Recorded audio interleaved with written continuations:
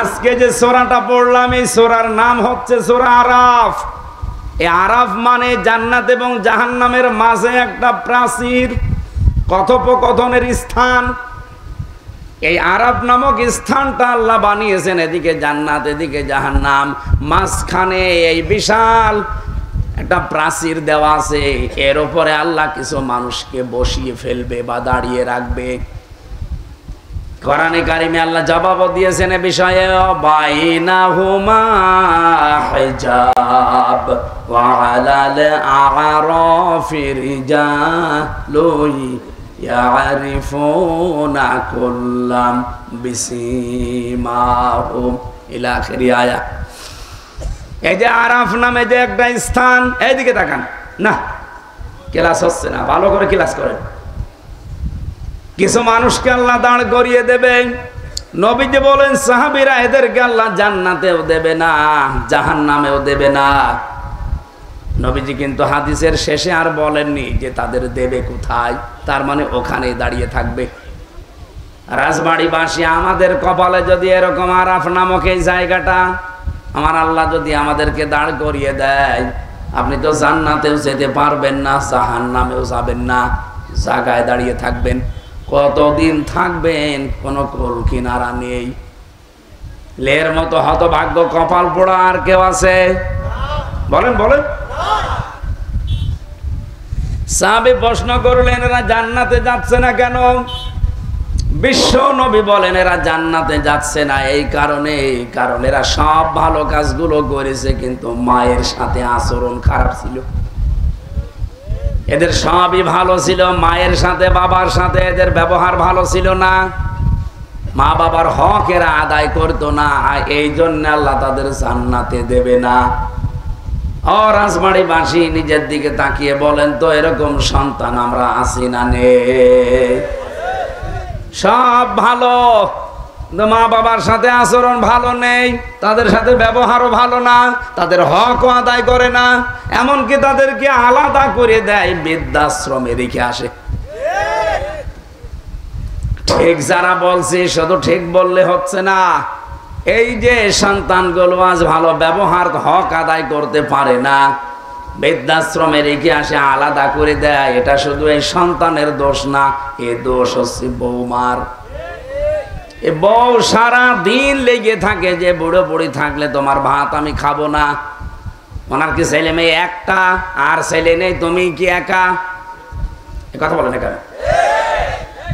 এই বুড়ির 8টা সন্তান, এই কয়েক ইঞ্চি পেটের ভেতরে 8টা সন্তানের জায়গা হয়েছিল, অথচ 8টা সন্তানের এখন 8 তলা করে বাড়ি। একটা বাড়িতে বুড়ির জায়গা হয় না, জায়গা হয়েছে বৃদ্ধাশ্রমে। আমি যতটুকু বুঝি ভাই, বাংলা কথা খাস ভাবে বলছি, এ পৃথিবীতে যত খারাপ সন্তান হোক কোনো দিন সে চায় না মন থেকে যে আমার মা বাবা আমার থেকে দূরে থাক, আলাদা থাক। কথা বলে না কেন? কিন্তু এটা করতে বাধ্য হয় শুধুমাত্র সন্তানগুলো তার বউর কারণে। এরকম ডাইনি বউ আছে কার হাত তোলেন তো? একজন বিয়ে করেনি না, আমি শুধু হাসির জন্য বলি নাই, এটা বাস্তব কিনা বলেন তো? সেদিন গিয়েছিলাম কিশোরগঞ্জ, আমারে নিয়ে গেল, বলছো হুজুর একটা বৃদ্ধাশ্রম দেখে যান। যে দেখি এদিকে 25 জন মা আর এদিকে 25 জন বাবা বসে আছে, মাঝখান দিয়ে আমারে দেখাতে দেখাতে নিয়ে যায়। যার সাথেই কথা বললাম হাও মাও করে হাত জড়িয়ে কান্নাকাটি করছে। একজন আমারে বলছে হুজুর আমার 3টা ছেলে মেয়ে, 2টা ছেলে আছে বাইরে, একটা আমেরিকায় আর একটা লন্ডনে, আর একটা আছে আমার মেয়ে এখানে, সে উচ্চ শিক্ষিতা, সে ঢাকাতে থাকে। আমাকে রেখে গেছে 2 বৌমা মিল করে আমারে রেখে গেছে এই বৃদ্ধাশ্রমে। আমার শেষ বয়সে একটু আশা ছিল নাতিদেরকে নিয়ে একটু আনন্দে থাকবো, অথচ আজকে আসি আমি প্রায় একটা জেলখানার মতো জায়গায়। আপনি দোয়া করেন আল্লাহ যেন তাড়াতাড়ি আমারে মরণ দেয়। और हजबाड़ी बासी আপনি আরাফ নামক স্থানে দাঁড়িয়ে আছেন, জান্নাতে যেতে পারবেন না কোনো দিন না, কারণ সে জান্নাতে যদি চলে যান এই হাদিস, এই কোরআনের আয়াত মিথ্যা হয়ে যাবে। এই জন্য হাতে পায়ে ধরে আমরা এই ওয়াজটা শোনাতে চাই এবং মানাতে চাই। যাই করেন না কেন, মার বাবার হক 100 ভাগ আদায় করার চেষ্টা করেন। আপনার বউ যদি এখানে বাধা দেয়, মন খারাপ করে, উল্টা পাল্টা করে, দরকার সংসার যদি আর না ঠেকে বাদ দিয়ে দেন। এরকম বউ 1টা 2টা 10টা 15টা আসবে, কিন্তু এই বুড়ো বুড়ি একবার চলে গেলে জীবন আর পাবেন না। অনেকে আছে সন্তানের মুখের দিকে তাকিয়ে কিছু বলতে পায় না, সংসার ওইভাবেই মুখ বন্ধ করে করে যাচ্ছে। সম্মানিত মা বোনেরা, শুধু নামাজ পড়া, রোজা রাখা আর কালো বোরকা পরা ইবাদত না, নিজের শাশুড়িকে মায়ের মতো মনে করাও ইবাদত। কথা বলে না কেন? আমরা যত জামাই এখানে বসে আছি, আপনি তাকান তো স্টেজের দিকে, খালি এইটা বাদ দিয়ে তো সবই জামাই। ওটাও হবে কয়দিন পর। তারপরও তো যত জামাই আমার মনে হয় সবগুলো স্বামীর পক্ষ থেকে আমি গ্যারান্টি দিয়ে বলতে পারি, আমরা যেভাবে শ্বশুর আর শাশুড়িকে যেই নজরে দেখি, আমাদের বউগুলো যদি আমার মা বাবাকে ওই নজরে দেখতো, কোনোদিন মা বাবা আলাদা হতো না। এত লজ্জা দেওয়ার পরেও কিছু মহিলা আছে বলবে বলুক, দরকার হয় হুজুর মরি যাক। আপনি নামাজ পড়ে, হ্যাঁ, আপনি রোজা রাখেন, কিসের পর্দা করেন আপনি? আপনার এই ছোট মনের কারণে আজ হাজারো স্বামী মানসিক রোগী হয়ে যাচ্ছে। আমি তো নিজে গ্যারান্টি দিতে পারি, এখানে বহু স্বামী এই রোগে রোগী আছে, কোনো ঔষধ নেই। ঔষধ আছে? আশা করছি আমার মেয়েরা যারা এসেছে, বিশেষ করে পুত্রবধূ যারা, বৌমা যারা, আল্লাহ পাক তাদেরকে হযরতে খাদিজাতুল কুবরার মতো বানিয়ে দেন। বলেন আমিন। এতক্ষণ পর্যন্ত বলার পরে অনেক স্বামী আছে বলছে, হুজুর আপনি আরো বলেন। আরে বেটা, আরো বলেন মানে আপনার স্ত্রী যদি সত্যিই কোনো বিষয়ে অবাধ্যতা করে, যদি বুঝে করে, সেটার দায় তার। আর না বুঝে যদি করে, একটু ধৈর্য ধরার চেষ্টা করা লাগবে। একটা লোক এসেছিল খলিফাতুল মুসলিমিন হযরত ওমরের কাছে বর নামে নালিশ দেবে। হঠাৎ বাড়ির বাইরে থেকে শুনে হযরত ওমরের স্ত্রী হযরত ওমরকে গরম দিচ্ছে। কিছুক্ষণ এই আওয়াজ শোনার পরে বলছে, আল্লাহ আমি কার কাছে আসলাম? কিছু না বলে চলে যাচ্ছে। হযরত ওমর বাড়ি থেকে বের হয়ে দেখে একটা লোক এসেছে, কথাও বলার জন্য না বলে চলে যায়। বলে, ভাই এদিকে আসেন। কি জন্য এসেছিলেন আমার কাছে? বলে, যার জন্য এসেছিলাম জবাব পেয়ে গেছি। আমার স্ত্রীর সাথে আমার সম্পর্ক ভালো যাচ্ছে না, তার আচরণ একটু উগ্র, এই জন্য আমি আপনার কাছে নালিশ করতে এসেছিলাম, বিচার দিতে। এসে দেখছি আপনি বোর গরম শোনেন, আমি আপনার কাছে নালিশ দিয়ে করবো কি? হযরত ওমর লোকটার হাতে হাত দিয়ে, মাথায় হাত দিয়ে বলেন, দেখো আমার স্ত্রীটা বিনা স্বার্থে আমার সন্তানটাকে পেটে ধারণ করেছে, জীবনের উপরে রিস্ক নিয়ে সন্তানকে দুনিয়ায় ডেলিভারি করে আমার বাবা ডাক শুনিয়েছে। মেতরের কাছ পর্যন্ত আমার সন্তানের জন্য মেয়েটা করে, তার একটু গরম শুনলে আমার অসুবিধা কি? ও বলার দরকার, বলি যাক। আমাদের স্বামীদেরকে আমার মনে হয় এরকম একটু ধৈর্যশীল হওয়া দরকার, তাহলে সংসারে আস্তে আস্তে একটা অজানা অনির্বচন সুখ আল্লাহ দান করবে। আল্লাহ যেন তৌফিক দান। বলেন আমিন। আমি আরাফের যে ব্যাখ্যা বলছিলাম ভাইরা, নবীজি বলেন এদেরকে আল্লাহ জাহান্নামেও দেবে না। সাহাবী বলেন, হুজুর জাহান্নামে দেবে না কেন? আমি কিন্তু ওই মারুফ শব্দটার ব্যাখ্যা করার জন্য পর্যন্ত এসেছি। এদিকে তাকান। জাহান্নামে দেবে না এই কারণে, এরা আর যাই করুক না কেন, দুনিয়াতে দিন কায়েমের জন্য আন্দোলন করত। দিন কায়েম হয়নি, অসুবিধা নেই, কিন্তু তাদের মন প্রাণ ছিল দিন যেন কায়েম হয় জমিনে। আল্লাহ পাক এই কাজটাকে এত বেশি পছন্দ করেছে, এদের আর যাই হোক জাহান্নামে দেবে না। রাজবাড়ি বাঁশি এটা রেকর্ড হচ্ছে, সারা বাংলাদেশ চলছে এখন। আহ্বান জানাবো, আর যাই করেন না কেন, ইসলামী আন্দোলন একামতের দিন এই পৃথিবীতে কায়েম করার জন্য আপনি মন প্রাণ দিয়ে চেষ্টায় থাকবেন। কায়েম হলে তো ভালো, না হলেও আপনার কোনো লস নেই, আপনাকে আল্লাহ জাহান্নামে দেবেন অন্তত। এখন যদি বলেন দলিল আপনি বানিয়ে বলছেন না, সূরা সফ 10 নম্বর আয়াত, আপনি দেখেন এই আয়াতগুলো পরিচিত আয়াত, পড়ে দেখেন এখানে আছে হাল আদুল্লুকুম আলা তিজারাতিন তুনজিকুম মিন আযাবিন আলীম। এমন একটা ব্যবসার কথা তোমাদেরকে বলবো যেটা করলে জাহান্নামে যাওয়া লাগবে না। সেই ব্যবসা এইটা, জান আর মাল দিয়ে আল্লাহ রাসূলকে বিশ্বাস করার পর সর্বাত্মক ভাবে তাদের বিধান এই জমিনে কায়েম করার জন্য চেষ্টা করা। আল্লাহ বলেন যালিকুম খায়রুল লাকুম, এইটাই ভালো কাজ, ইন কুনতুম তা'লামুন, যদি তোমরা জানো।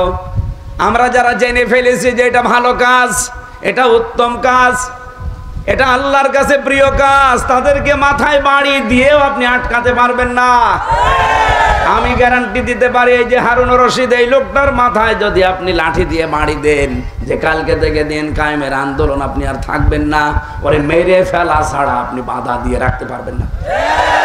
জিজ্ঞাসা করেন, ওর জীবনটা ওই দিনই উনি ওয়াকফ করে দিয়েছে যেই দিন বলেছে বলে ইন্না সলাতি ওয়া নুসুকি ওয়া মাহইয়ায়া ওয়া মামাতি লিল্লাহি রাব্বিল আলামিন।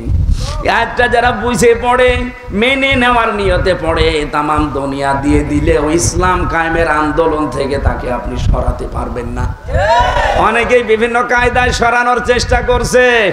আরে ভাই, পথ দিয়ে জীবনেও পারবেন না। তামাম দুনিয়া একদিকে, আপনি তাকে দেখবেন একদিকে। আমার কুষ্টিয়ার জেলা আমির কালকে একটা ঘটনা বলছিল, চোখে পানি চলে এসেছে। আমার কুষ্টিয়ার ইবি থানার একজন জামাত ইসলামীর কর্মী, রকননা নিবেদিত কর্মী, ইসলাম কায়েমের জন্য তার মন আছে, এমন মন সে বানিয়েছে, জেলা আমিরের কাছে এসে ওনার যত সম্পদ আছে দুনিয়াবি, 12 কেজি গম ছিল ঘরের ভেতরে, 4 কেজি গম আটা বানিয়েছে, বাকি 8 কেজিও দিয়ে দিয়েছে আল্লাহর দিনের জন্য। টাকা পয়সা, জমি জায়গা, গরু ছিল, ছাগল ছিল, মুরগি ছিল, হাঁস ছিল, যা ছিল সব বিক্রি করে এসে বলছে দিন কায়েমের এই আন্দোলনে আমি সব দিয়ে দিলাম। দুনিয়ার জাগতিক সম্পদ বলতে শুধু ওই 4 কেজি আটা ছাড়া আমার আর কিচ্ছু নেই। উনি বারবার নিষেধ করেছে যে না ভাই, এটা নিয়ম না। আপনি যদি দান করতে যান অন্তত 3 ভাগের 1 ভাগ করেন, 2 ভাগ রেখে দেন। লোকটা যে কথা বললেন, এ কথা বলার পরে আর কথা থাকে না।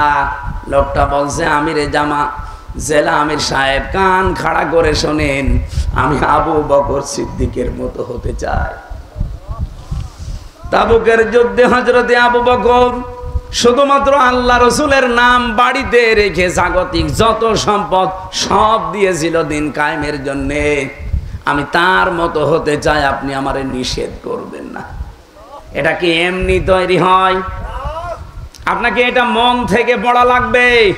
এই বাংলাদেশে আয়াতটা কত আলেমও পড়ে, কত নামাজিও পড়ে, মন থেকে পড়ে না।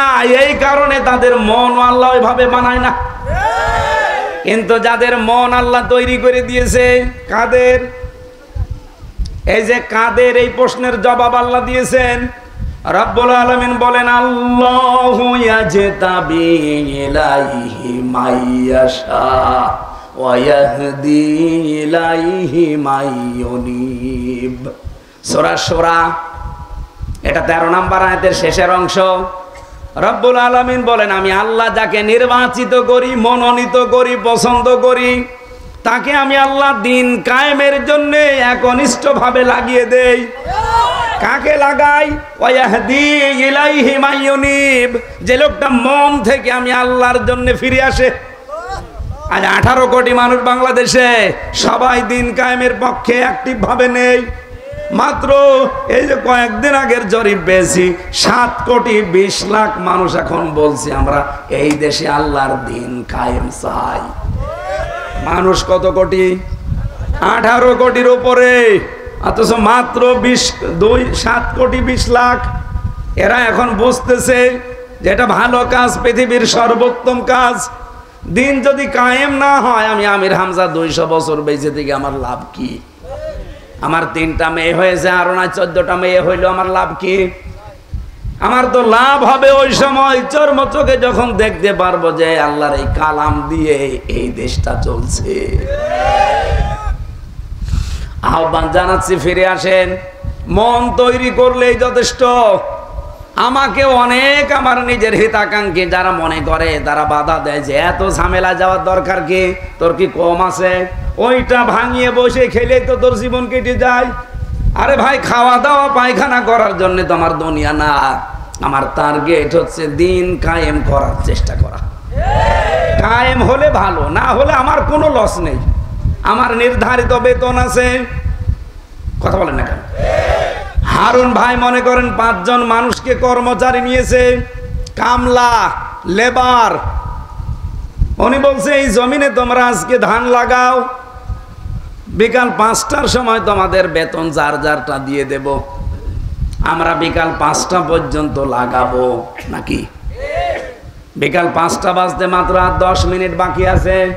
হঠাৎ করে 5-6 জন মস্তান এসে বলছে, না, এ ধান আর লাগানো যাবে না, সব তুলে ফেলো। বলেন তো আমাদের বেতন আমরা এখনো পেয়েছি কয়টায়? বলেন বলেন। 5টা বাজার আগে যত বড় মস্তান আসুক, এ ধান তো তুলতেই দেব না। কারণ এ ধানও আমার না, জমিও আমার না, কিন্তু আমার বেতন দরকার। বলেন, এই জমিনের মালিক কি হামজা? কোরআনের মালিক হামজা। জমিনও আল্লাহর, কোরআনও আল্লাহর। আমি তো খাদেম, আমি তো কামলা। আমাকে লেবার রেখেছে আল্লাহ, আমি সার্ভেন্ট। ভিত্ত যাই বলেন, আমি আল্লাহর গোলাম হিসাবে চেষ্টা চালাবো। বিকাল 5টা মানে জীবনের শেষ দিন। জীবনের শেষ দিন পর্যন্ত চেষ্টা চালাতেই থাকবো, জমিনে যেন কোরআন কায়েম হয়। কায়েম হয়ে গেলে ভালো, না হলেও আমার বেতন আছে। আর আমার বেতনের নাম জান্নাত। কথা বলেন না কেন? আল্লাহ এমন একটা পরিচয় দিয়েছেন, আয়াতের পরে দেখবেন, ইয়াগফির লাকুম যুনুবাকুম ওয়া ইউদখিলকুম জান্নাত তাজরি মিন তাহতিহাল আনহার ওয়া মাসাকিনা তাজ্জিবাতান ফি জান্নাতি আদ যালিকাল ফাউজুল আযীম। আমি আয়াতটা পুরা পড়তাম না, একটা শব্দের জন্য পড়লাম। এই যে মাসাকিনা, আল্লাহ মাস কানুন দিতে পারতেন, মাসাকিনা বহু বচন দিলেন কেন? পৃথিবীতে যত ভাষা আছে প্রায় 4500 ভাষা, শুধুমাত্র আরবি ভাষা ছাড়া কোনো ভাষায় আপনি দেখবেন না 1 বচন, 2 বচন, বহু বচন না। অন্য জায়গায় দেখবেন 1 বচন, বহু বচন। কিন্তু আরবি ভাষায় আছে 1 বচন, 2 বচন, বহু বচন। 2টা হলেও বহু বচন বলতে পারবেন না। আপনাকে 2 বচনের পরে যাওয়া লাগবে 3টায় বহু বচন। আল্লাহ এখানে মাস কানুন না দিয়ে মাসাকিনা দিয়েছেন এর জন্যে, তোমাকে যদি আল্লাহ একটা জান্নাত দেওয়ার ওয়াদা করে থাকে, কমপক্ষে তুমি বিশ্বাস করো 3টা জান্নাতের মালিক তুমি। এটা কোন কাজে? দিন কায়েমের জন্য যারা চেষ্টা করে তাদের জন্য। যারা আমাদেরকে ফতোয়া দেন, বাধা দিতে চান, বিভিন্ন রকমের ভয় দেখান, আল্লাহর কসম জীবনের শেষ দিনের আগে আমাদেরকে বাধা দিয়ে আটকাতে পারবেন না। আমি টার্গেট নিয়েই নেমেছি এই দেশে। দিন কায়েম আমি করবই, যদি হয় ভালো, না হলে আমার কি আছে? বেতন। বেতন বলেন বলেন। বেতন কয়টায়? বেতন 5টায়। 5টা মানে জীবনের। এই ভরসা, এই বিশ্বাস আমাদের নেই। এই জন্য জাহান্নামে আপনি যাবেন না যদি দিন কায়েমের জন্য চেষ্টা চালান। ফাত্তাবিউস সিওয়াদাল আযম, নবীজি বলেন যাদের দ্বারা দিন কায়েমের সম্ভাবনা তাড়াতাড়ি, আমার উম্মতরা যেন তাদেরকে সাহায্য করে, অনুসরণ করে। বাংলাদেশে যত দল আছে দিন রাষ্ট্রীয়ভাবে কায়েম করার ক্ষেত্রে বাংলাদেশ জামাত ইসলামী সবচাইতে এগিয়ে। আপনি বলেন, ইউনিয়ন থেকে শুরু করে সংসদ পর্যন্ত চালানোর প্রত্যেক জায়গার যোগ্যতা জামাত ইসলামীর ভেতরে আছে। অন্য কোন দলের লোককে দেখান, তারা পারবে না। বাইরের দেশ থেকে একটা মেহমান এসেছে মনে করেন, তার সাথে টকিং করা লাগবে আন্তর্জাতিক ভাষায়, নাম কি? এমন এমনও দল আছে এই দেশে, বাবা সভাপতি আর ছেলে সেক্রেটারি, আর কেউ নেই। সে চালাবে কি করে? অথচ বাংলাদেশ জামাত ইসলামের ভেতরে যারা আছে এমন কোন দিক আর বিভাগ নেই যারা চালাতে পারে না। ওরা সংসদও যেমন চালাতে পারে, হাসপাতালও চালাতে পারে। এই কথা বলেন, ওরা ব্যাংকও চালাতে পারে, ব্যবসাও চালাতে পারে, এমনকি ওই মানুষগুলো ইউনিয়ন পরিষদও চালাতে পারে। বাংলাদেশে 1500-র উপরে মেম্বার ছিল জামাতের, 1 টাকা দুর্নীতি তারা করে নাই। 1000-এর উপরে চেয়ারম্যান ছিল ইউনিয়নের, 1 টাকা দুর্নীতি পাওয়া যায়নি। 260 জনের উপরে ছিল উপজেলা চেয়ারম্যান, একটাও দুর্নীতি করেনি। 18 জন এমপি ছিল, একটাও দুর্নীতি করেনি। 2 জন মন্ত্রী ছিল, 4 আনাও দুর্নীতি পাওয়া যায়নি। এর চাইতে আপনার কি দেখবেন? আবার এর চাইতে ভালো মানুষ পেতে হলে আপনাকে ফেরেশতা জিবরাইল লাগবে, তাছাড়া মানুষ দিয়ে আর হবে না। যারা দায়িত্ব পেলে কোটি কোটি টাকার মালিক হয়ে যায়, একটা মেম্বারই, সেখানে একজন মন্ত্রী, তার 4 আনা দুর্নীতি নেই। সাতক্ষীরায় আমি নিজে দেখেছি, একজন ইউনিয়নের চেয়ারম্যান, উনি বিএ পাস, চেয়ারম্যান জামাত ইসলামীর। এই সকাল 10টা থেকে বিকাল 4টা পর্যন্ত ইউনিয়নের দায়িত্ব পালন, 4টা থেকে রাত 8টা পর্যন্ত তরকারি বিক্রি করে। আপনি আল্লাহর ওলি খুঁজতে চলে যাচ্ছেন 8 আল্লাহর ওলি খোঁজার জন্য চলে যান আপনি সেই দেওয়ানবাগি।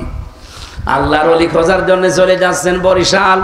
আরে ভাই, আল্লাহর ওলি তো ওইটা আছে, তার কর্মজীবনে সঠিক কথা বলেন। এইটা তৈরি করার জন্য একটা ফ্যাক্টরি বাংলাদেশ জামাত ইসলামী। 1 বছর 1 মাস পার হয়ে গেল, এদের দ্বারা 1 টাকা চাঁদাবাজি হয়নি। এরপর আবার কি দেখতে চান?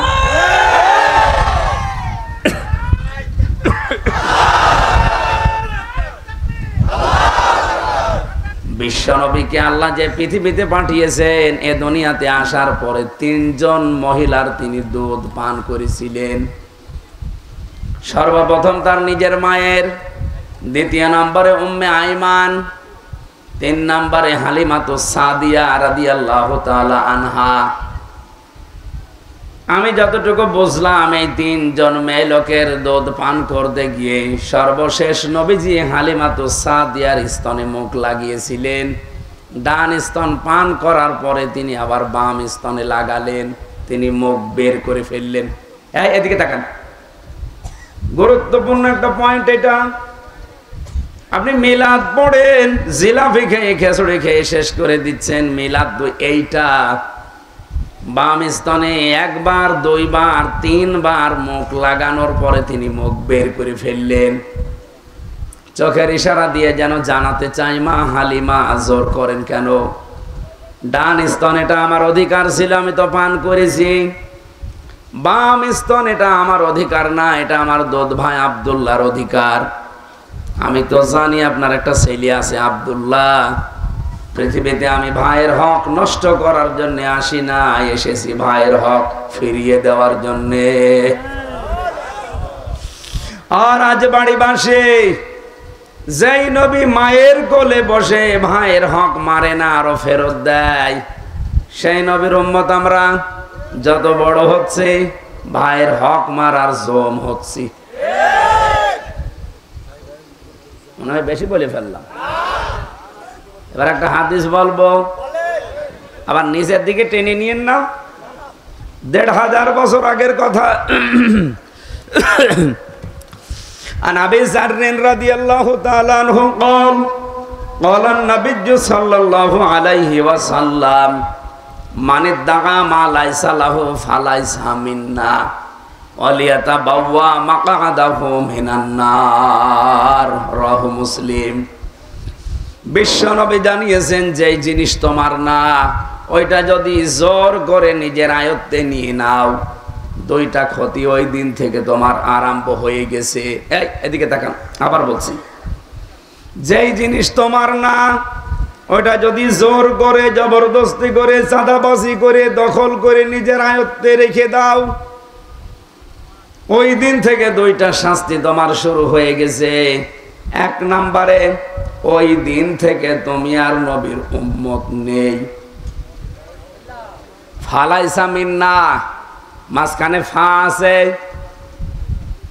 আরবি গ্রামার অনুযায়ী ফা শব্দটা 19টা অর্থে ব্যবহার পেয়েছি আমি।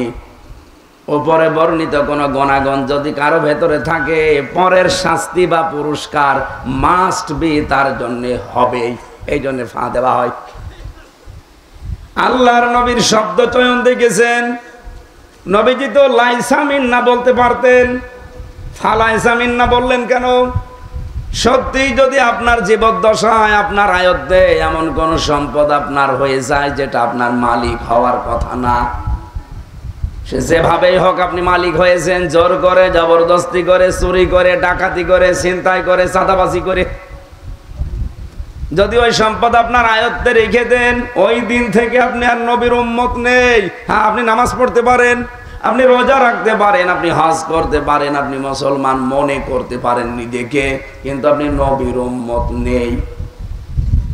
আমার তো হাদিসটা পড়ার পরে মনে হয় বাংলাদেশে 2024-এর আগস্টের 5 তারিখের পর থেকে এই সেপ্টেম্বরের 4 তারিখ পর্যন্ত বহু মানুষ নবীর উম্মত থেকে বের হয়ে গেছে।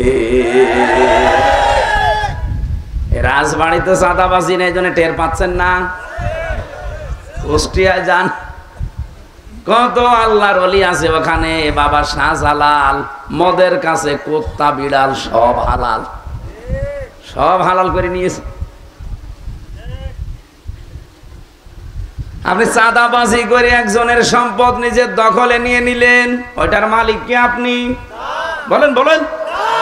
যেই নবী এই রবিউল আউয়ালে জন্ম নিয়ে মায়ের কোলে বসে ভাইয়ের হক ফিরিয়ে দেয়, আর আপনি সেই রবিউল আউয়াল মাসে মিলাদ দিচ্ছেন। মিলাদে আপনি কি পড়েন? প্রথমেই তো মিলাদের এইটা শিক্ষা যে ভাইয়ের হক নষ্ট করা যাবে না। এ ভাই মানে শুধু দুধ ভাই, আপন ভাই না। আল মুসলিম আখুল মুসলিম, মুসলমান মুসলমানের ভাই। এই হাদিসটাও যদি আজ রবিউল আউয়ালে আমরা মেনে নিতে পারতাম, বাংলাদেশে সাদাবাজি বন্ধ হয়ে যেত। আশা করছি আলোচনা যেখানে যাচ্ছে তারা মেনে নেবে, কারণ কথাটা কার? বিশ্বনবীর। আমি নিজে বানালাম এখন। এর পরেও যদি কারো মন খারাপ হয়, আমার মনে হয় ওর বিবেক মরে গেছে। হাদিসের দ্বিতীয় অংশটা আরো কঠিন। বলেন তো, আপনি নবীর উম্মতি যদি না থাকেন, আমির হামজা না, হারুনুর রশিদ না, কাবার ইমাম সাহেব দিয়েও জানাজা পড়ান, কবুল হবে? কারণ আপনি নবীর উম্মতি নেই। আমি জানাজায় পড়ে বলবো কি যে বিসমিল্লাহি ওয়া আলা মিল্লাতি রাসূলিল্লাহ, আল্লাহর নামে রসুলের আদর্শে রেখে গেলাম। আপনি তো রসুলের উম্মতি নেই। এই জন্য যারা মানুষের সম্পদ মেরে খান, সে যেভাবেই হোক, ধোঁকাবাজি করে, ফাঁকি দিয়ে, চাঁদাবাজি করে, এই মুহূর্তে মাল ফেরত দেওয়া লাগবে। কারা কারা রাজি আছেন দেখে হাত তোলেন তো। এই, আপনি কি চাঁদাবাজ? তার মানে এরকম দলের লোক এখানে আছে।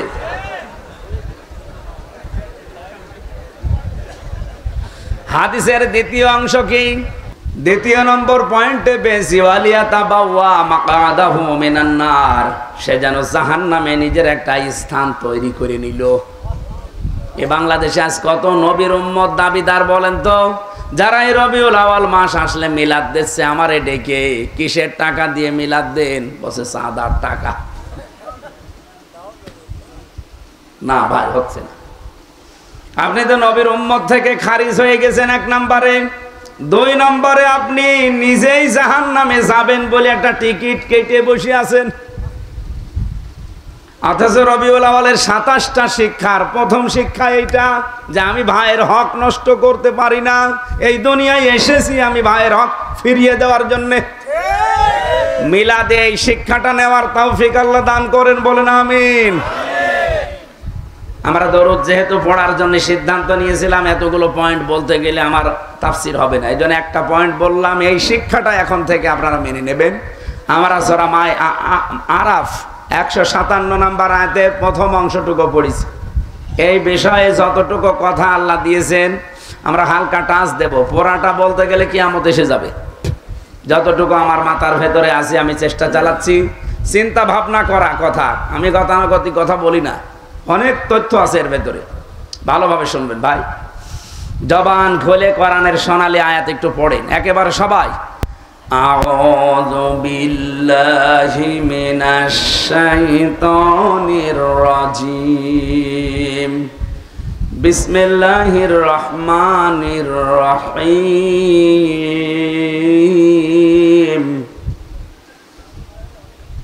الذين يتبعون الرسول النبي الأمي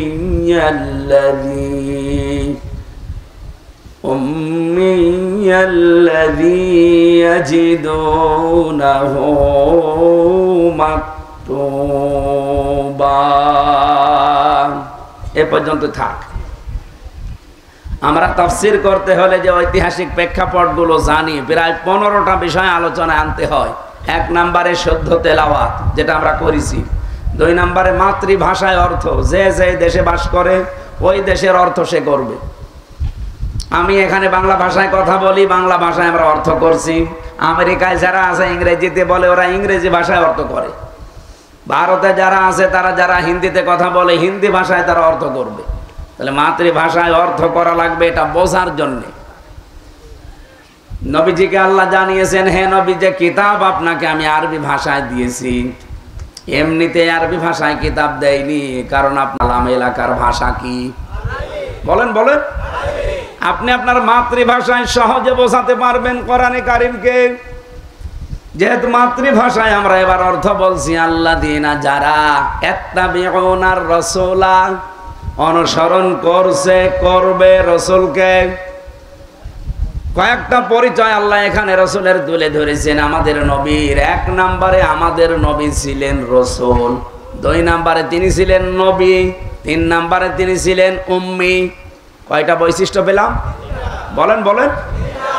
এই 3টা বৈশিষ্ট্যের পরে আমার আল্লাহ তার বৈশিষ্ট্য মর্যাদার কথা বলতে গিয়ে এত বেশি মর্যাদা দিয়েছেন। আল্লাযী ইয়াজিদুনাহু মাকতুবান ইনদাহুম ফিত তাওরাতি ওয়াল ইনজিল। যারা আলোচনা পাবেন লিখিত অবস্থায় তাওরাতে এবং ইনজিলে, এটা নবীদের আলাদা একটা বৈশিষ্ট্য। এই পৃথিবীতে যত নবী আল্লাহ পাঠিয়েছেন, কোন নবীর আলোচনা, এক নবীর আলোচনা আর এক নবীর কিতাবে আপনি পাবেন না। কিন্তু বিশ্ব নবী মুহাম্মদুর রাসূলুল্লাহর আলোচনাকে আল্লাহ তাওরাতে দিয়েছেন, জাব্বুরে দিয়েছেন, ইনজিলে দিয়েছেন। বলেন সুবহানাল্লাহ। আরো বড় বিষয়, তাওরাতে মুসা নবীর নাম যদি একবার থাকে, মুহাম্মদুর রাসূলুল্লাহর নাম আছে 99 বার। ইনজিলে ঈসা নবীর নাম যদি একবার থাকে, মুহাম্মদুর রাসূলুল্লাহর নাম আছে 99 বার। তার মানে ওই নবীর উপরে কিতাব নাযিল হয়েছে ঠিক, কিন্তু তার চাইতে বেশি সম্মান মর্যাদা আলোচনা দিয়েছেন আল্লাহ মুহাম্মদুর রাসূলুল্লাহকে। 3 নম্বরের বিষয় কি? এমন একজন নবী এই পৃথিবীতে তোমাদের কাছে আমি পাঠালাম, যার অনুসরণ তোমাদের জন্য ওয়াজিব, ফরজ, যাই বলেন। বিশ্ব নবীকে অনুসরণ করা কি নফল সুন্নত? বলেন বলেন। ফরজ। আর তাকে অনুসরণ করা ছাড়া পৃথিবীর কোনো ইবাদত আপনি পরিপূর্ণ করতে পারবেন না। আমি যদি হারুন ভাইকে বলি, ভাই নামাজ পড়েন, বিধান আল্লাহর, পারবে? বলেন। নামাজ পড়তে হলে যার আদর্শ নিয়ে পড়া লাগবে, যার তরিকা নিয়ে পড়া লাগবে, তিনি কিন্তু লেলিন না, কাল মার্স না, তিনি মুহাম্মাদুর রাসূলুল্লাহ। আপনাকে নামাজ পড়তে হলে মুহাম্মাদুর রাসূলুল্লাহকে দেখে দেখে পড়া লাগবে। সাল্লু কামা রাআইতুমুনি উসাল্লি, নামাজ পড়ো ওইভাবে যেভাবে আমারে পড়তে দেখো। তার মানে কি বুঝলেন? এখানে এমন একজন মানুষকে অনুসরণ করার জন্য আল্লাহ আদেশ দিচ্ছেন, যেটা নফল সুন্নত বা মুস্তাহাবের ভেতরে না, এটা ওয়াজিব, এটা ফরজ। বলেন সুবহানাল্লাহ। তিনি কি নির্দেশ নিয়ে দিয়েছেন আমাদেরকে? ইয়ামুরুহুম বিল মা'রুফি ওয়া ইয়ানহাহুম আনিল মুনকার। এবার আমার প্রশ্ন, আমার এই শিক্ষিত মানুষ যারা আছেন তাদের কাছে আমি বললাম না, আমি গতানুগতিক কথা বলি না। এদিকে তাকান। কোন দিকে তাকে আছেন? এই তাকান, এদিকে তাকান। আল্লাহ পাক বলেন ইয়ামুরুহুম, তিনি তোমাদেরকে আদেশ করেন, নির্দেশ দেন, বিল মারুফ। কিসে? না, আপনি একটা তাফসীর নিয়ে আসেন তো। এ পৃথিবীতে 42টার উপরে এখন তাফসীর পাওয়া যাচ্ছে। যত অভিধান আমি দেখেছি এই ছোট্ট জীবনে, কোন জায়গায় লেখা পাইনি যে মারুফ মানে ভালো কাজ। অথচ এইটাই আমাদেরকে শেখানো হয়, বোঝানো হয়। এর যদি ভেতরে যেতে পারতাম, এ দেশের চিত্র পাল্টিয়ে ফেলতে পারতাম আমরা। নবীজি নির্দেশ দিয়েছেন আমাদেরকে ইয়ামুরুহুম বিল মারুফ, তোমরা ভালো কাজে আদেশ দাও। কই, কোথায় আছে? মারুফ শব্দটা এসেছে আরাফা ইয়ারিফু উরফুন থেকে। এর বাংলা অর্থ হচ্ছে পরিচিত হওয়া। কথা বুঝতেছেন না? আপনারা ঘুমাচ্ছেন। কোন দিকে তাকান ভাই, কি জবাব দেন না কেন? মারুফ মানে কোনো দিন যারা লেখাপড়া করে তারা পেয়েছে কিনা বলেন তো, যে ভালো কাজ। আমি তো পেলাম না। মারুফ শব্দের শাব্দিক অর্থ হচ্ছে পরিচিত হওয়া।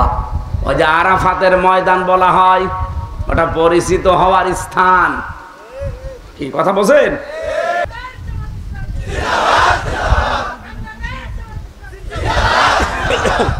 একটা কথা যদি ভুল প্রমাণ করতে পারেন, কারো যদি মন খারাপ হয়, তার মনের দোষ।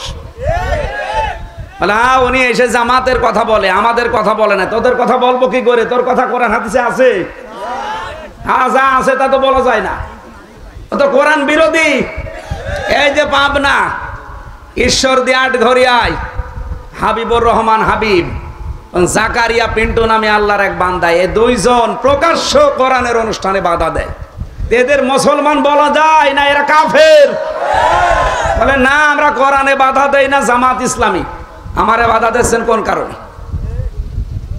এতক্ষণ পর্যন্ত যা বলেছি কোরআনের ব্যাখ্যার বাইরে একটা কথা দেখান তো। ওরা আমার পক্ষে বলেন না, তা আপনার পক্ষে বলবো কি করে? আপনি মাল খান, আপনি ডাইল খান, লাল পানি ছাড়া আপনার চলে না। আমি আপনার পক্ষে কথা বলে আমি মার খাবো? আমার জহব্বা কেটে ফেলবেন আল্লাহ।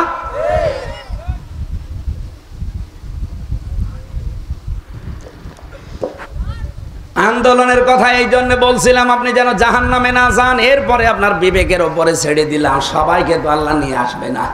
আল্লাহ যাকে নির্বাচিত করে, পছন্দ করে, তারে দিয়ে এই কাজ করাবে।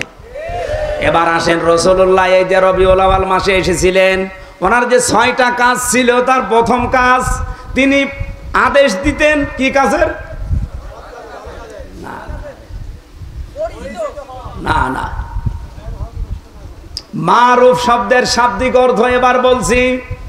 মারুফ মানে পরিচিত, পরিচিত কাজের আদেশ দিতেন। এখন পরিচিত কাজ কি? আর পরিচিত কাজ তিনি পেয়েছিলেন কোন সময়, কোথায় পরিচয় হয়েছিল এই কাজগুলোর সাথে? এই জন্যই তাফসীর মাহফিলে আসতে হয়। এবার আসেন তো আমরা এই শব্দের ব্যাখ্যার দিকে যাই। বিশ্ব নবী মুহাম্মদুর রাসূলুল্লাহকে দুনিয়ায় পাঠানোর আগে আরো লক্ষ লক্ষ নবী আল্লাহ পাঠিয়েছেন না পাঠাননি? যাকে পাঠিয়েছিলেন আমরা জানি সর্বপ্রথম তিনি হযরতে আদম। কথা বলেন না কেন? হযরত আদম আলাইহিস সালামকে আমার আল্লাহ একটা ক্লাস নিয়েছিলেন। আল্লামা আদামাল আসমাআ কুল্লাহা, আমি আদমকে যত কিছুর নাম আছে সব শিখিয়ে দিয়েছি। এইটা এতদিন পড়েছি। এখানে নাম মানে শুধুমাত্র আলু, পটল, ঝিঙা এগুলোর নাম না। বলেন তো এখানে ক্লাস নিচ্ছে সরাসরি কে? ছাত্রকে? আদম নবী, হারুন না হামজা না, সরাসরি আল্লাহ নিজে ক্লাস নেয়। শিক্ষক, ছাত্র, নবী একজন। আর ক্লাসরুম কি এই কলিমোহর? কোন জায়গায়? জান্নাত। আপনি হিসাব করতে পারেন যে জান্নাতের মতো একটা জায়গা ক্লাসরুম, সেখানে ছাত্র সরাসরি একজন নবী, তাও সর্বপ্রথম নবী। আর ক্লাস নিচ্ছে যে সে শিক্ষক না, কে? আল্লাহ সরাসরি নিজে। আপনার কি মনে হয় যে ওই ক্লাসে আল্লাহ আলু গাছ, কলা গাছ, পটল, ঝিঙা গাছ এটা শিখিয়েছে? এখানে আসমা বহু বছর। এই আসমা মানে শুধু নাম না। যত পরিচিত কাজ এই পৃথিবীতে হতে পারে, তার মানে আমরা সৎ কাজে আদেশ করো, অসৎ কাজে নিষেধ করো, এই শব্দটা আল্লাহ ওই দিন শিখিয়েছেন। এরকম ভালো কাজ, সৎ কাজ, পরিচিত কাজ এই কোরআনে আছে 500। এই পরিচিত কাজগুলো আল্লাহ তাকে শিখিয়েছিলেন ওই এক ক্লাসে। আর আমরা যেহেতু আদমের সন্তান, তার পিঠ থেকে বের হয়েছি, ওই ক্লাসে আমরা ছিলাম। এই জন্য দুনিয়াতে দেখবেন অনেকে লেখাপড়া যদি নাও করে, তাও কোনটা ভালো কাজ কোনটা মন্দ কাজও কিন্তু জানে। ও জানলো কবে? ওই ক্লাসে যেদিন আদম নবী ক্লাস করেছিলেন। তাহলে যত ভালো কাজ, যত মন্দ কাজ, যত পরিচিত কাজ, এই কাজের সব খবর আল্লাহ ক্লাসে শিখিয়েছিলেন বাবাকে। বাবার পিঠে আমরা ছিলাম, আমাদের অটোমেটিক ভাবে আল্লাহ এটা দিয়ে দিয়েছে। এটা আমরা অনেকে জানি। আজ ভালো কাজ কি কি আমরা জানি না, অন্যায় কাজ কি কি আপনি কি লেখাপড়া করে জানেন না এমনি জানেন? ওই যে ক্লাসে শিক্ষা করা, এটা ভালো কাজ, এটা পরিচিত কাজ। এই পরিচিত কাজগুলোর আদেশ করা লাগবে। অথচ 54 বছরে বাংলাদেশে আদেশের জায়গায় আমরা যেতে পারিনি। আদেশের জায়গা কি? চেয়ার। এই 54 বছরে ইসলাম চেয়ারে ছিল, আদেশের জায়গায় ছিল না, ছিল অনুরোধের জায়গায়। ওয়ায়ানহাহু আনিল মুনকার, অন্যায় কাজে তিনি নিষেধ করেছে। কে বলেছে? অর্থ। অন্যায় কাজে তিনি বাধা দিয়েছে। এই রাজবাড়ি যে নদী আছে, এই নদীতে স্রোত চলছে। যে যদি আমি আর হারুন ভাই বলি সুবহানাল্লাহ, ফু দিয়ে দিলাম, বন্ধ হবে? ওটা বন্ধ করার জন্য প্রাচীর দেওয়া লাগবে, বাধা দেওয়া লাগবে, প্রতিবন্ধকতা সৃষ্টি করা লাগবে। অন্যায় কাজ দেখে শুধু বলেন নাউজুবিল্লাহ, আস্তাগফিরুল্লাহ। আজকে এসেছিল অপবিশ্বাস, কি সিন তার সিনারি আমি শুধু পেপার দেখেছি, এই আমার মাথা গরম হয়ে যাচ্ছে। আর যারা বসে বসে দেখছে আর সুবহানাল্লাহ পড়ছে, অলঙ্গ অর্ধ অলঙ্গ পোশাকে তারা নাচানাচি করে, মানুষ দেখে আর আনন্দ পায়। কত জেনা আজকে হয়েছে কুষ্টিয়ার বুকে, বলেন তো। এই কাজগুলো কি ওয়াজ করে ও বাবা সলিমউদ্দিন তোমাকে ফু দিয়ে দিলাম বন্ধ হবে? কি করা লাগবে? আইন পাশ করে বাধার প্রাচীর তৈরি করা লাগবে। আমরা এইটা চাচ্ছি। এইটাকে অনেকে রাজনীতি মনে করে, এটাকে দুনিয়ার কাজ মনে করে, যা মনে করেন করেন, এইটাই আমাদের কাজ। কারণ আমরা ভালো কাজ, পরিচিত কাজ এইটাই জানি যে একটা ক্লাসে আমরা শিখেছি। এটা আপনিও জানেন, কিন্তু আপনি এখন প্রচার করছেন না। আল্লাহ রাব্বুল আলামিন এই পরিচিত কাজগুলো 500টা জানার এবং আমল করার তৌফিক দিন। আমরা আর আগাতে পারছি না। এখন 11টা 15 বাজে। না ঘুমালে সকালে আমি আর উঠতে পারবো না। ফজরের নামাজ, সকালে আবার ছোটাছুটি করা লাগবে সারাদিন। 9টায় উঠতে পারলে 1.5-2 ঘন্টা কথা বলতে পারতাম না ভাই। 11টার পরে কথা বলাই ঠিক না। আল্লাহুম্মা আমিন। আয়াতটা পুরো শেষ করতে পারলাম না, মাফ চেয়ে নিলাম। লা ইলাহা ইল্লা আনতা সুবহানাক ইন্নী কুনতু মিনাজ জালিমিন। রব্বুল আলামিন, রাজবাড়ী জেলার পাংশা কলিমোহরের দিকে একটু তাকাও। কোরআনের কথা আমরা চাতক পাখির মতো শুনছিলাম, যতটুকু শুনেছি আল্লাহ মেনে। ওয়াদিনিল হাক্কি লিইয়ুযহিরাহু আলাল আদিয়ান সাল্লাল্লাহু আলাইহি ওয়া আলা আলিহি ওয়া আসহাবিহিল কিরাম। এই কি কর? এই ছেলে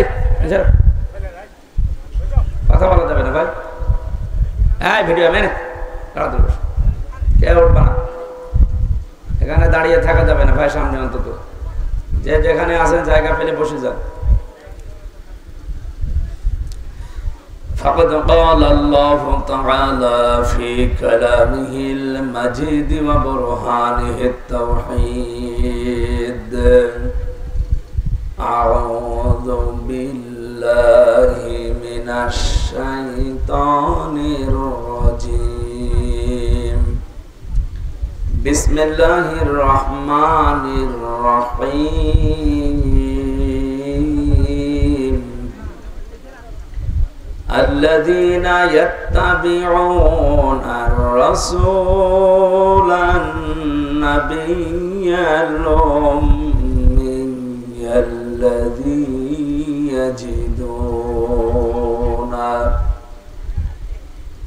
يجدونه مكتوبا عندهم في التوراة والإنجيل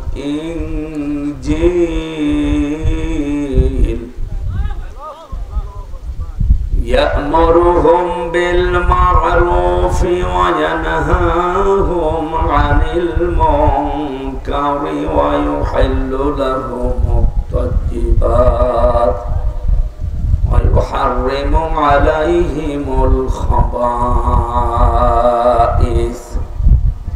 ويضع عنهم إصرهم والأغلال التي كانت عليهم صدقت يا ربنا اللهم صل على سيدنا مولانا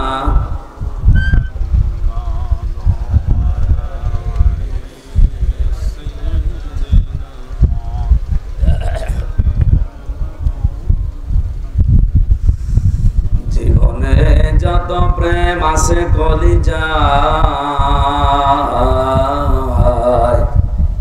নবীজির তরে সবটুকু দিয়ে দেব তাই বিনিময়ে শাফাত যদি তার পাই বসে যাবে জীবনে যত ব্যথা ভার বালাগাল ওলা বিকামালিহি কাশাফাত দুজা বিজামালিহি হাসানাত জামিউ খিসালিহি সাল্লু আলাইহি ওয়া আলিহি।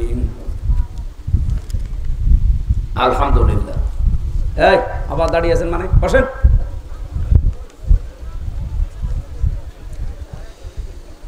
রাজবাড়ী জেলার পাংশা থানার অন্তর্গত কলিমহর মধ্যপাড়া জামে মসজিদ ও এলাকার যুব সমাজের উদ্যোগে মহাবিশ্বের মহাবিশ্বয় এই আওয়াজ বাড়ি খাই কেন রিভাব দেন, ইকো বন্ধ করে রিভাব দেন। আমাদের মালিক আমাদের মনিব মহান রব্বুল ইজ্জাত ওয়াল জালালের মুখের পবিত্র বাণী কোরআনে কারীম, কোরআনের ব্যাখ্যা তাফসীর শোনানোর ব্যবস্থা করেছে যুবকরা। রাজবাড়ী পাংশা কলিমহর এলাকার যে যুবকদের মা পেটে নিয়েছে আল্লাহ যেন খাদিজাতুল কুবরার মতো বানিয়ে দেন। আর জোরে বলেন আমিন। আর আমাদের দুর্ভাগ্য কুষ্টিয়া খোকসা, গতকালকে আল্লাহ বান্দারা বুঝে হোক না বুঝে হোক জাহান্নামের কীট যারা মানুষকে সরাসরি চোখের জিনা মনের জিনা করায়, পৃথিবীতে নিকৃষ্ট মানুষের তালিকায় যাদের নাম, এই মানুষগুলোকে কালকে নিয়ে এসে নাচানাচি করেছে। ওরাও যুবক, আপনাদের এই কলিমহরের এলাকার এরাও যুবক। এই যুবকগুলোকে আল্লাহ ওমরের মতো বানিয়ে দেয়। কুষ্টিয়া খোকসার যুবকদেরকে আল্লাহ হেদায়েত দান করে, যদি না থাকে ওদেরকে যেন আল্লাহ তুলে নেন, কারণ এগুলো ক্যান্সার। এরা নিজেরা তো জাহান্নামে যাচ্ছে, এলাকার মানুষকেও নিয়ে যাচ্ছে। আজকের মাহফিলের সম্মানিত সভাপতি জনাব আলহাজ মাওলানা মোতাহার হোসেন দামাত বারকাতুহুল আলিয়া, সম্মানিত পরিচালক মুফতি আলী আকবর এখানে আলোচনা করলেন এতক্ষণ যিনি কমালখালী থেকে আগত হাফেজ মাওলানা আব্দুল সালাম, জিকির পরিচালনা করেছিলেন আল্লাহর হাফেজ মাওলানা মিরাজুল ইসলাম, আমন্ত্রিত ওলামা হযরত হোসেন হাবিবুর রহমান, মঞ্চে বসে আছেন বাংলাদেশ জামাত ইসলামী কর্তৃক নমিনি, আমরা অনেকেই বলি সংসদ সদস্য পদপ্রার্থী, না এ কথাটা ঠিক নয় জামাত ইসলামীর ক্ষেত্রে। এই কে হয়েছে কি কথা বলেন কেন?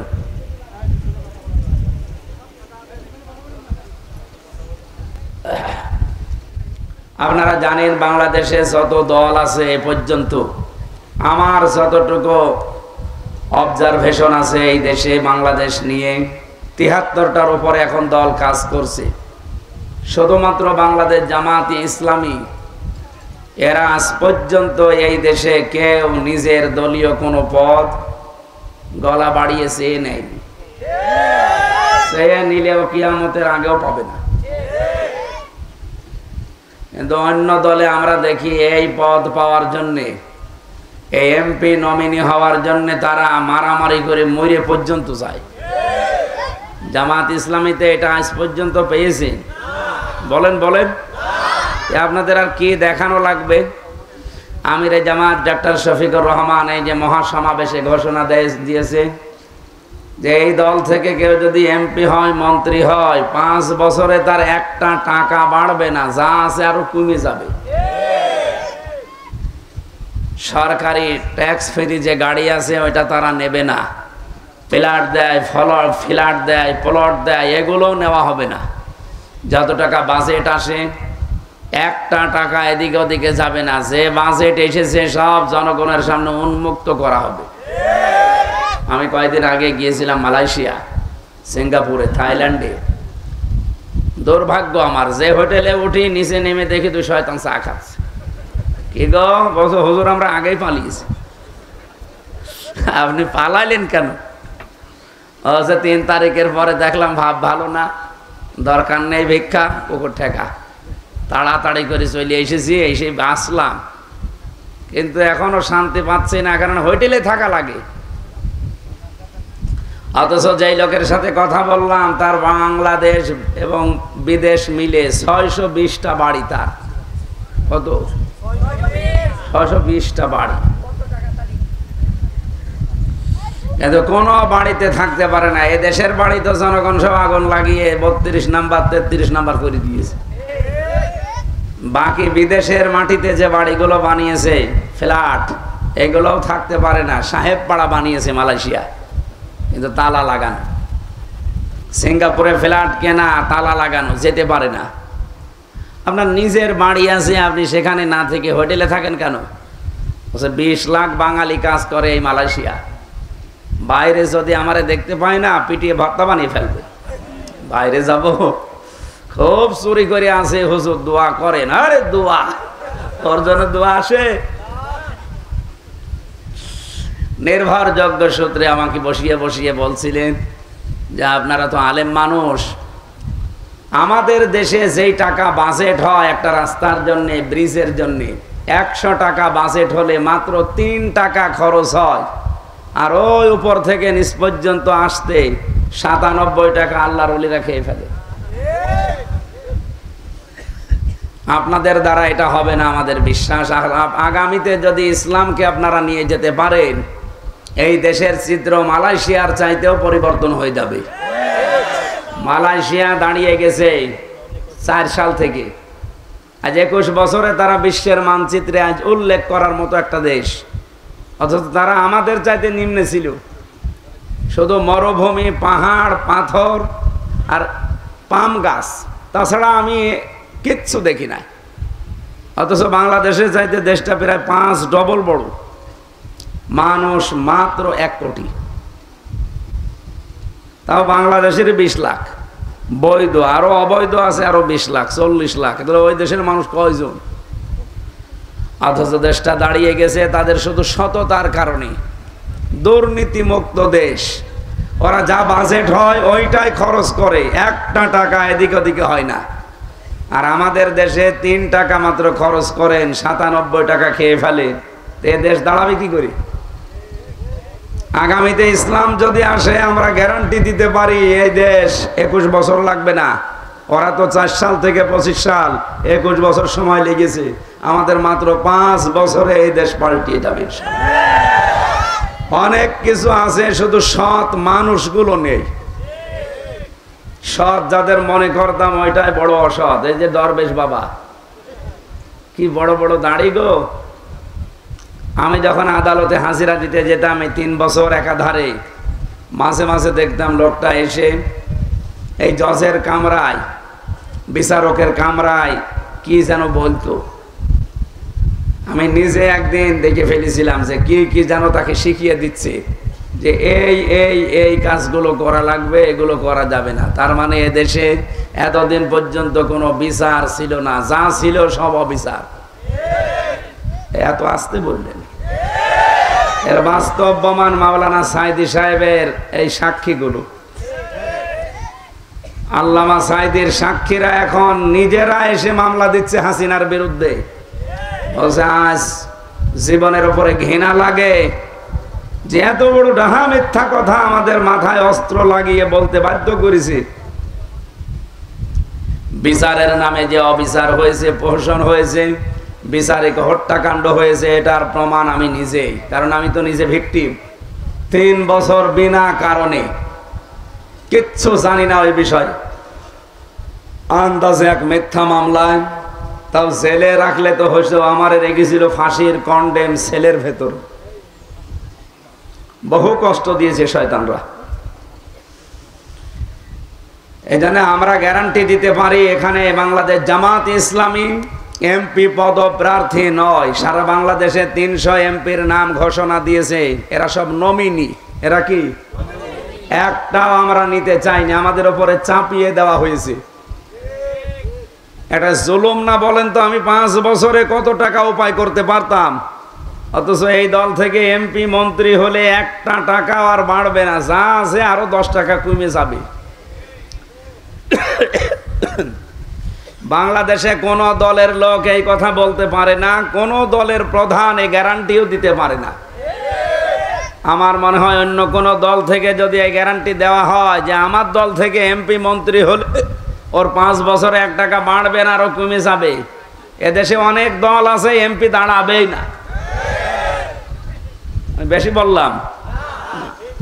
সুতরাং আজকে যিনি এসেছেন বাংলাদেশ জামাত ইসলামী মনোনীত আপনাদের এই আসনের জন্যে, আমার শ্রদ্ধাভাজন বড় ভাই রাজনীতিবিদ জনাব হারুনুর রশিদ, আতালাল্লাহু উমরাহু ওয়া বারাকাল্লাহু ফি হায়াতি, বলেন আমিন। আজকে একজন পুরাতন মানুষের সাথে দেখা, ওই সেই 16, 17, 18 সালে আসতাম। এই যে পাংশা বিশিষ্ট মাছ ব্যবসায়ী আলহাজ আহমদ আলী মুন্সি, আমার নানা দামাত বারকাতুহুমুল আলিয়া, মঞ্চে বসা ওলামা ইকরাম, সামনে বসা মুসলমান ভাইরা, পর্দার আড়ালের সম্মানিতা মা এবং বোনেরা, প্রশাসনের ভাইরা। আজকে আমার সাথে একজন পুলিশ এসেছে কুষ্টিয়া থেকে, কসির উদ্দিন ভাই, এবং আজকে আমার সাথে আমার একজন বড় ভাই এসেছে জনাব রবিউল ইসলাম। আল্লাহ রাব্বুল আলামিন হায়াতে তাজ্জাবা সিহাতে কুল্লিয়া দান করেন। যেহেতু রাত অনেক হয়ে গেছে, আর আমার সে সকাল থেকে ফজরের নামাজ পড়ার থেকে মাগরিব পর্যন্ত একটার পর একটা প্রতিদিন অন্তত 7, 8, 10টা করে প্রোগ্রাম থাকে। এই জন্য রাতের বেলা এত রাত জাগা আমার ঠিক না। আমাদের যারা দায়িত্বে আছে তারা বলছে মাহফিল এখন করার দরকার নেই, এখন বাদ দেন। দূরের জেলা তো যাওয়াই যাবে না, আশপাশে কিছু যাবেন, তাও এসার পরে উঠে ঘন্টাখানেক বলে আবার ঘুমিয়ে পড়বেন, কারণ সারা দিন থাকা লাগে বাইরে। এই জন্য আমি মনে করলাম 9টায় উঠবো, তুলতে তুলতে 10টা হয়ে গেছে। ঘন্টাখানেক কথা বলতে চাই কোরআনে কারিম তাফসীর আকারে। থাকবেন তো ইনশাআল্লাহ? সবাইকে নিয়ে আল্লাহর দরবারে শুকরিয়া জানাচ্ছি, যিনি আমাদেরকে এখনো সুস্থ রেখেছেন। আমার কণ্ঠটা যেন আল্লাহ ছেড়ে দেন, ব্যথা করছে। সবাই মিলে বলেন আলহামদুলিল্লাহ। দরুদ আর সালাম পড়ছি আমাদের নবী মুহাম্মদুর রাসূলুল্লাহ সাল্লাল্লাহু আলাইহি ওয়াসাল্লামের প্রতি। এটা কি মাস যেন? এ মাস আসলে আমাদের অনেকের ভেতরে একটা আলাদা আবেগ আসে যে এই মাসে বিশ্ব নবী এসেছিলেন। কথা বলেন না কেন? কত মানুষ এ মাস আসলে মিলাদও দেয় না? এলাকায় মিলাদ নেই? আছে। মিলাদ কি? মিলাদুন শব্দটা বিলাদুন থেকে এসেছে। এই শব্দের বাংলা অর্থ হচ্ছে জন্ম বৃত্তান্ত। আমার তো মনে হয় যতটুকু কোরআন হাদিস আর সিরাত গ্রন্থগুলো পড়ে বুঝেছি, এ বাংলাদেশে, ভারতে আর পাকিস্তানে ছাড়া পৃথিবীর কোনো দেশে আমি মিলাদ পাইনি। এ ছোট জীবনে তো বহু দেশ আল্লাহ আমাকে ঘুরিয়েছে, কোন দেশে আমি মিলাদ পেলাম না। শুধু ভারতে গেলে পাই, পাকিস্তানে গেলে পাই, আরে বাংলাদেশে। তারপরও যা পাওয়া যায়, মিলাদ থেকে যে শিক্ষাটা দেওয়ার জন্য মিলাদ দেওয়া হয়, ওই শিক্ষা আমরা নিতে চাই না। সিরাত ইবনে হিশাম, সিরাত বিশ্বকোষ আমি যতটুকু পড়েছি এবং বুঝেছি, বিশেষ করে আর রাহিকুল মাখতুম, এ পৃথিবীতে যত সিরাত গ্রন্থ আছে নবীর জীবনের উপরে, সবচাইতে অথেন্টিক এই আর রাহিকুল মাখতুম। যদি নবীকে সম্পর্কে যদি কিছু জানতে চান অথেন্টিক ভাবে, আপনি এই কিতাবটা কিনে নেবেন। আল্লামা সফিউর রহমানের লেখা, পুরস্কার প্রাপ্ত একটা কিতাব তাম বিশ্বের ভেতরে। এই বইটা আমি কয়েকবার পড়ে এইটাই বুঝেছি, কেউ যদি নবীর জন্ম নিয়ে আলোচনা করে, সে যেন ২৭টা শিক্ষা নেয়। কয়টা? আমাদের দেশে একটাও নেই। কিসের মিলাদ দেন আপনি? প্রথম নাম্বার এই মিলাদ মানে যেহেতু জন্ম, নবীজির জন্ম থেকে একটা শিক্ষা নবীজি দিয়েছেন আমাদের।